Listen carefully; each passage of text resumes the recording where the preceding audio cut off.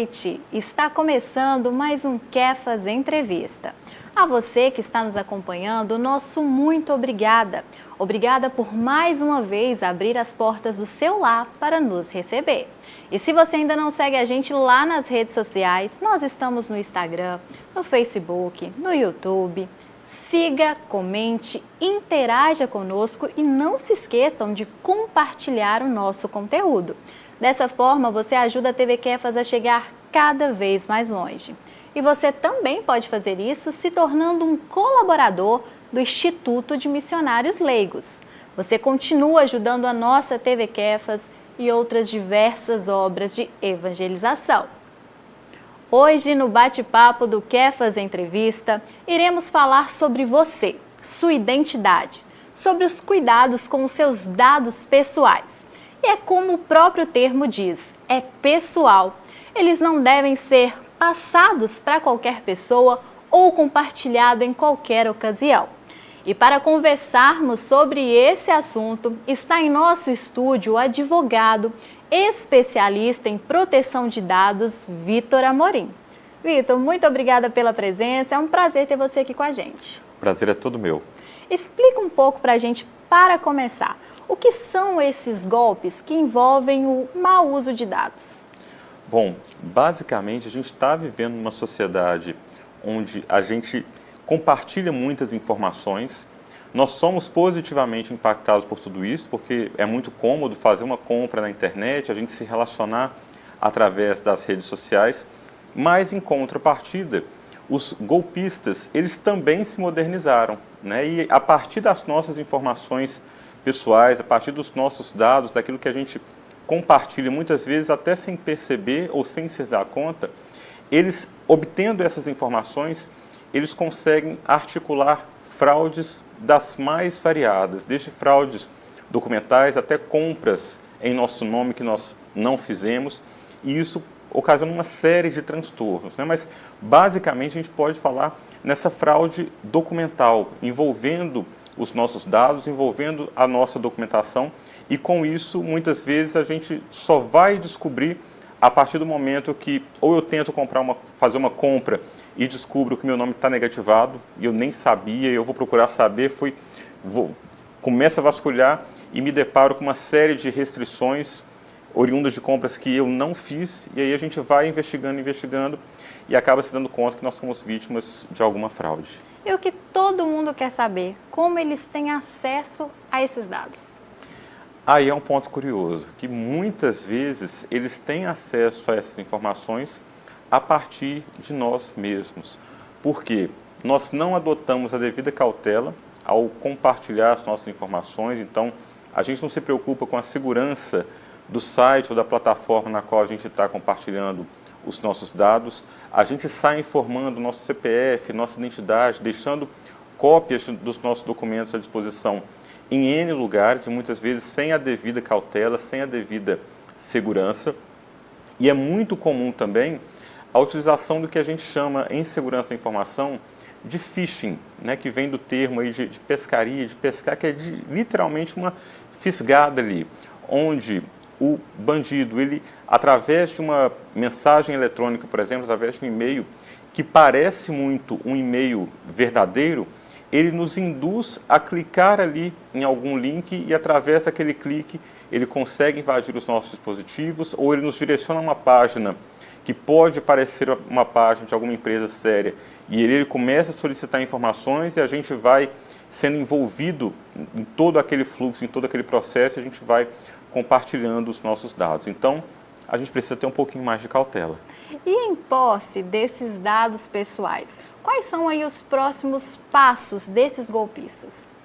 Bom, basicamente eles vão tentar construir novos documentos, né, elaborar documentos falsos, e são falsificações que se aproximam muito da realidade dos documentos oficiais, dos documentos verdadeiros, de forma que até mesmo instituições bancárias é difícil perceber que a gente está diante de um documento falsificado, né? Ou então, eles podem se cadastrar em sites, em plataformas e fazer compras em nosso nome, ou tentar obter mais informações. A partir dos dados que eles obtiveram, eles podem tentar obter mais informações, por exemplo, invadindo os nossos dispositivos, nossa conta de e-mail, nossa conta bancária, e aí o estrago só vai aumentando. E tem algum dado, algum documento que eles têm preferência ou que nós temos que tomar maior cuidado? Eu diria que os dados de cartão de crédito, nossa identidade, nosso CPF e, por mais óbvio que seja, no curso a gente falar, as nossas senhas, as senhas dos nossos e-mails, as senhas que a gente usa nas instituições financeiras, nas transações comerciais, são os dados que normalmente são mais procurados. Eu estava reparando que antigamente a gente tinha uma resistência em passar o nosso CPF. Hoje em dia é mais fácil, a gente não tem tanta essa resistência. O que você acredita que deve a isso? Eu acredito que uma falsa percepção de confiança ou uma falsa percepção de comodidade. Eu acho que a gente foi sendo engolido com o passar dos anos em toda a tecnologia que foi sendo criada, que foi sendo desenvolvida. Ao mesmo tempo, nós passamos a ter uma percepção de uma comodidade muito grande, então, uma percepção de que eu estou sendo beneficiado, e a partir do momento que eu sou beneficiado, eu passo a confiar.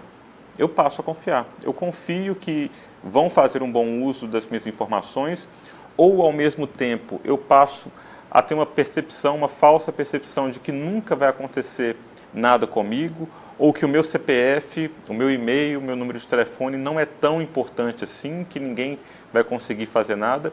Então a gente foi ficando mais relapso, né? A gente foi relaxando em meio a toda essa comodidade, é tudo tão fácil hoje, né? A gente está tudo na palma da mão através do nosso smartphone, a gente não precisa sair na rua pesquisando nada, que a gente basta uma pesquisa no Google e rapidinho a gente começa a ser impactado por aquele produto, por aquele serviço de diversos fornecedores.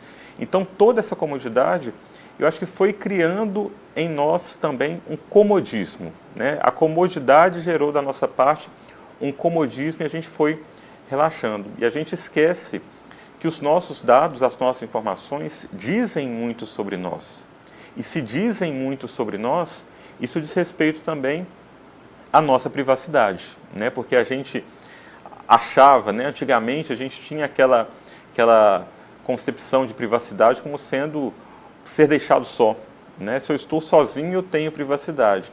Hoje não, hoje a privacidade está relacionada aos nossos dados, porque quem tem informações sobre nós tem condição de traçar um perfil muito próximo daquilo que é real a nosso respeito, tem conhecimento da nossa personalidade, daquilo que a gente gosta, daquilo que a gente não gosta, daquilo que a gente faz, deixa de fazer, e tem acesso a toda a nossa vida, né? Hoje em dia, quem tem acesso a um celular de um terceiro, tem ali acesso a praticamente a vida da pessoa toda, conta de banco, fotos, outras informações de cunho mais pessoal. Então, a gente precisa tomar as rédeas da situação, né? Entender que os nossos dados, por mais que a gente ache que não, eles têm valor e que a gente tem que protegê-los em contrapartida a esse valor, né? De forma equivalente. Se eles têm valor, eu preciso dar a devida proteção para eles. É literalmente a nossa identidade, então tomar cuidado, todo cuidado é pouco. Vitor, nós iremos para um breve intervalo, mas não saiam daí que na volta ainda tem muita informação para acontecer.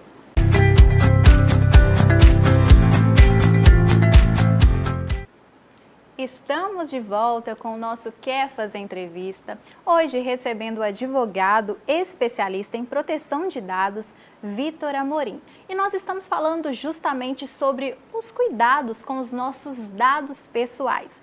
E eu gostaria de compartilhar com vocês um vídeo que relata justamente sobre isso. Acompanhe. Oi. Bom dia. Olá, bom dia. Tudo bem? Tudo bem. Bom dia. Vai ser junto? Vai. Posso tirar uma foto sua pro cadastro? Oi? Posso fazer uma foto sua pro nosso cadastro? Mas eu só vou comprar um shampoo e uma escova de dente, precisa disso? Por que eu tenho que fazer? Que nem quando você vai no consultório, sabe? Eles fazem o cadastro lá na portaria. Posso fazer? Pode.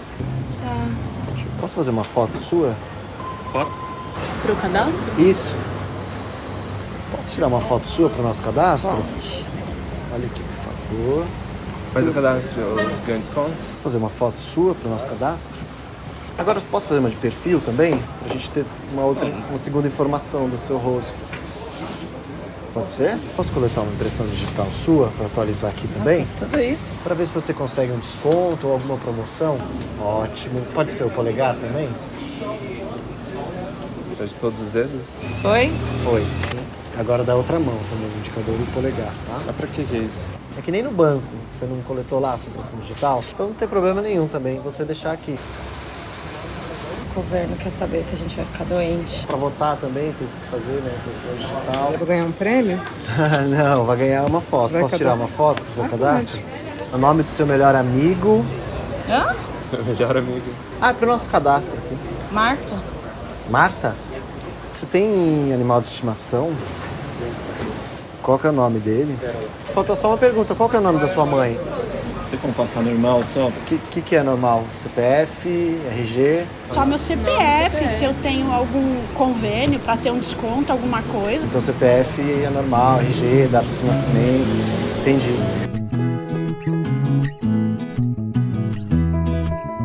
Você não achou estranho tirar a impressão digital na farmácia? Não. Não? É, no banco tira, né?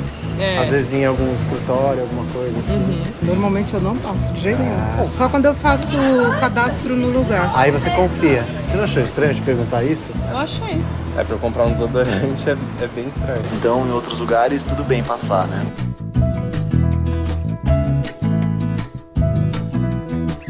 Importante a gente refletir, né? Que às vezes vem umas perguntas e uns dados. E a gente nem questiona. A gente nem questiona. A gente nem sabe pra onde vai, nada, né? Na verdade, então, cuidado com isso. Eu parei para pensar a hora que você falou só do cachorro. E ela passou os dela pra você? Tenho a data Você é de fácil, nascimento. amiga, eu sou facinho. Às vezes a gente passa um monte de informação sem saber pra quê, né? Sim.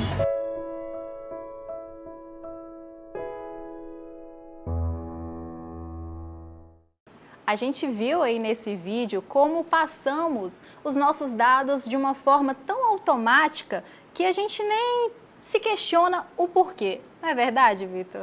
E é engraçado nesse vídeo que no finalzinho dele ali, uma consumidora comenta com a outra, né? Ah, você é muito facinha, hein, amiga? E é bem isso, né? Nós nos tornamos presas fáceis. A gente tá facinho, né, na pista aí, fornecendo os nossos dados, as nossas informações à torta e direito, sem se preocupar o que é feito, se vão dar a devida proteção. A gente tem uma percepção que ganha, mas a gente não sabe muito bem se está ganhando alguma coisa e a gente vai no fluxo. E é claro que a gente não está falando de um estabelecimento específico, é só uma forma de ilustrar os fatos que acontecem. E, Vitor, fala pra gente quais podem ser as penalidades para essas empresas que passam os nossos dados de forma indevida. Bacana, muito boa pergunta, porque a gente precisa estabelecer aqui dois caminhos diferentes, né? A gente falou no primeiro bloco sobre a questão dos falsários, né, dos bandidos que se utilizam das nossas informações para fazer mau uso delas e nos levar para práticas criminosas, e a gente acaba sendo prejudicado com relação a isso. Mas a gente também tem o outro lado, né, que são as empresas, as organizações para quem nós confiamos o compartilhamento dos nossos dados. Então, essas empresas que detêm os nossos dados, que detêm as nossas informações, elas precisam agir com muita cautela, com muita responsabilidade, mas, ao mesmo tempo, fugir desse critério que é muito subjetivo, né, de dizer, vamos tratar com responsabilidade e seguir a legislação. E nós temos uma legislação específica que trata disso, que é a Lei Geral de Proteção de Dados, que a gente conhece como a LGPD, e a LGPD traz uma série de requisitos que as empresas precisam seguir ao tratar os nossos dados, ao tratar as nossas informações. E para fazer cumprir essa legislação, o Brasil conta hoje também com um órgão regulador da proteção de dados, que é a Autoridade Nacional de Proteção de Dados, a ANPD. E a ANPD, ela pode aplicar uma série de penalidades para as empresas, que vão desde uma simples advertência, passando pela aplicação de multas, podendo chegar até a suspensão da utilização de dados pessoais para aquela empresa. E é engraçado que a gente pode pensar que aplicar uma multa é muito pior do que suspender a utilização de um banco de dados, mas muito pelo contrário. suspender uma empresa, impedir que ela trate dados, é uma medida muito mais drástica e muito mais grave do que a multa. Por quê? Basta pensar que hoje em dia nenhuma empresa sobrevive sem dados pessoais. Então, se uma empresa, de repente, é impedida de tratar dados pessoais, isso pode provocar um prejuízo muito grande para os negócios dela. Fora isso, a gente também tem as medidas judiciais. Qualquer consumidor, qualquer pessoa, enquanto titular de dados, enquanto titular de informações, que se sinta prejudicado, que se sinta lesado, pode procurar a justiça, pode acionar a empresa judicialmente e essa empresa, além das penalidades administrativas perante a ANPD, também vai se sujeitar a possíveis sanções judiciais, condenações judiciais. E condenações judiciais essas das mais variadas, porque titular de dados pode ser um consumidor, pode ser uma pessoa comum, pode ser um empregado, um funcionário de uma empresa, então essa empresa acaba estando sujeita a uma reclamatória trabalhista quando ela faz mau uso das informações e dos dados dos trabalhadores. E por isso tudo é muito importante que as empresas se conscientizem sobre a necessidade de se inteirar dessa legislação e entender o que elas podem ou não fazer e como elas devem tratar os dados dos titulares com os quais elas se relacionam. E qual dica você daria para essa empresa que quer proteger de forma correta ali os dados dos seus clientes? Bom, a LGPD ela traz uma série de requisitos, mas eu sempre gosto de dizer o seguinte: primeiro passo, conscientizar a sua equipe, os seus colaboradores, as pessoas que compõem essa empresa, porque colaboradores conscientizados são menos propensos a provocar algum tipo de problema, até de forma inconsciente, involuntária. Um segundo passo é a gente ter em mente, independente da série de requisitos que a legislação traz, uma palavrinha, que é a transparência. Porque a LGPD ela se pauta muito pela transparência. Então, se essa empresa ela consegue dar transparência, ser transparente com os seus consumidores, com os seus clientes, com os seus colaboradores, a respeito da forma como ela trata as informações, sobre o porquê ela precisa de determinado dado, de determinada informação, isso já proporciona um ganho muito grande, porque ao ser transparente, automaticamente o empresário, o empreendedor, ele começa a pensar, poxa, será que eu estou agindo certo? Né? Já que todo mundo vai ficar sabendo como eu trato os dados, como eu cuido das informações, será que eu preciso repensar este ou aquele ponto? E isso proporciona também uma relação de confiança tão grande com o consumidor, com o cliente, que isso se reverte de forma positiva para o negócio. Essa semana eu estava acessando minha rede social e eu vi um anúncio de um hospital um hospital filantrópico que estava fazendo uma campanha para arrecadar fundos para os atendimentos aos pacientes com câncer. E aí me chamou a atenção que tinham muitos comentários da publicação, e eu entrei nos comentários para ver, e todo mundo reclamando ali que queriam fazer a doação, mas quando clicavam no link para obter as informações para doar, para contribuir, eram exigidas inúmeras informações pessoais. E aí todo mundo se queixando, olha, eu não doei porque eu não entendo, para que tem que saber meu nome, CPF, minha conta bancária, qual o meu gênero, para fazer uma doação voluntária? Eu quero doar anonimamente. Então, isso gerou uma desconfiança e acabou levando muitas pessoas a deixarem de contribuir, de fazer a doação, porque não se sentiram seguras, não sentiram confiança. Então, esse hospital, por exemplo, se ele tivesse agido com transparência, olha, nós precisamos dessa informação para isso, isso e isso. Esse dado é facultativo, mas esse nós precisamos para essa determinada finalidade. Então, a transparência conta muito. Faz toda a diferença. Muita diferença. E como a gente viu ali no vídeo, é tudo muito tecnológico. Hoje nós estamos na era digital. Essa era tem auxiliado, Vitor, ou atrapalhado? Olha, eu diria que auxilia, né? Mas cabe a nós adotarmos uma postura mais consciente e, como a gente disse nos blocos anteriores, a gente entender que os nossos dados têm valor. Né? Eu sempre digo para os meus alunos de pós-graduação o seguinte: a gente não precisa se tornar o fiscal do CPF na farmácia. Né? Não é que eu vou chegar Ah, me dá seu CPF. Não, não forneço meu CPF. Ah, você já ouviu falar da LGPD? Não posso te fornecer os meus dados. Não é por aí. Mas a gente tendo consciência de que os nossos dados têm valor, gradativamente a gente consegue fazer leituras dos cenários, de situações e entender, poxa, essa determinada empresa que está pedindo os meus dados me transmite confiança? Eu consigo ter um grau de confiança nesse relacionamento que me deixa confortável em compartilhar os meus dados? Por que eles querem os meus dados? O que eu estou ganhando em troca disso? Não é uma relação de ganho.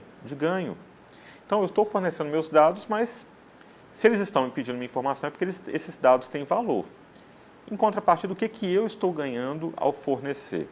E a partir daí a gente começar a se questionar, né? Qual é a segurança que eu tenho? Onde eu posso buscar informações? Essa empresa é transparente, é responsável diante disso tudo? Então, acho que a gente não pode colocar a tecnologia como uma vilã nesse cenário, né? Ela é uma aliada, mas como qualquer circunstância da nossa sociedade, ela está sujeita a diversos riscos, né? E cabe a nós, enquanto usuários da tecnologia nessa sociedade, a gente fazer essas leituras de cenário e entender para qual lado eu vou, qual passo eu vou dar. Mas nós vimos também que muito desse uso indevido é provocado pela nossa falta de cuidado com os nossos dados e as nossas informações. Então, eu considero que a principal dica é que nós entendamos que os nossos dados têm valor, os nossos dados importam e eles precisam ser protegidos. Nós precisamos zelar pelas nossas informações. E nessa perspectiva também, eu diria para a gente tomar cuidado ao compartilhar os nossos dados, ao compartilhar as nossas informações. Procurar saber se essa pessoa, se essa empresa que vai receber os nossos dados é uma empresa de confiança, pesquisar se o CNPJ daquela plataforma, daquele site, está ativo, se ele existe de verdade. Se você está desconfiado, procure no site de defesa do consumidor, como o Reclame Aqui, o consumidor.gov, se existem reclamações a respeito dessa empresa. Verifique se tem um termo de uso, se tem uma política de privacidade, se aquela empresa, se aquele site te transmite a segurança necessária para você compartilhar as suas informações. E, por último, na dúvida, não compartilhe. Se você está em dúvida, não compartilhe as suas informações, pergunte, questione, porque só assim nós vamos construir uma sociedade mais segura e uma cultura de privacidade e proteção de dados. Vitor, muito obrigada por ter aceito o nosso convite, por estar aqui compartilhando seu conteúdo com a gente. Muito obrigada mesmo. Eu que agradeço, o prazer é meu. Volte sempre. Obrigado. E a você aí de casa, está chegando ao fim do nosso Quer Fazer Entrevista, mas continue acompanhando a programação da nossa TV Querfas. Muito obrigada pela companhia e a gente se encontra no próximo programa.